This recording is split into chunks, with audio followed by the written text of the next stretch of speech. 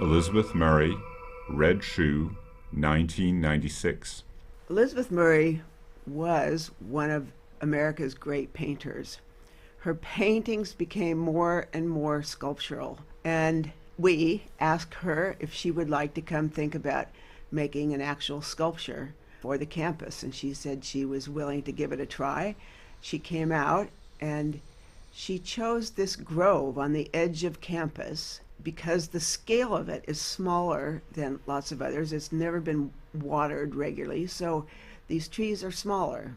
And she liked that idea because it could make something feel bigger in the grove. Elizabeth has been highly influenced by and entranced by Disney films, fairy tales.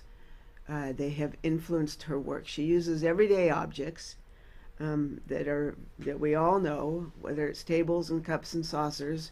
Shoes are an element for her.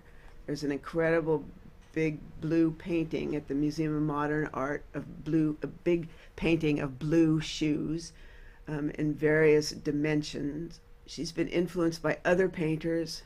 Painters like de Kooning were very important to her.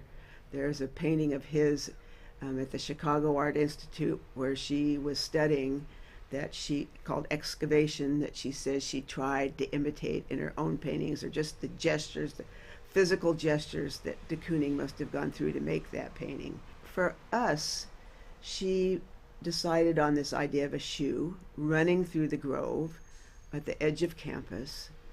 A shoe is something that we all know.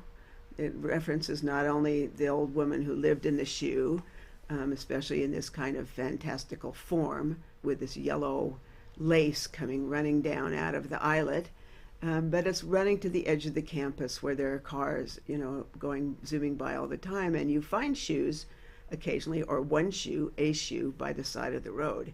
And it causes one to wonder, where's the other one? Why did that shoe land there on the side of the road? Did some kid throw it out the window, or was somebody running and lost a shoe? Or what's going on? So you're sort of inclined to figure out some kind of narrative for yourself.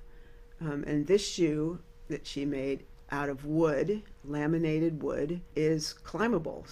Children can climb up into and discover how it was made, or just fool around. It's up on its toe with these wooden forms, sort of jewel-like forms, that are spitting out from under it as it runs along. So this was a sort of natural evolution to go into doing something like this, a completely 3D experience, where at the same time you see the structure. If you look into the shoe, you're looking at an image of this funny and delightful and inviting thing, and sort of clearly something, a shoe, running across the grove, and at the same time you're looking at almost an abstract composition that you don't immediately recognize.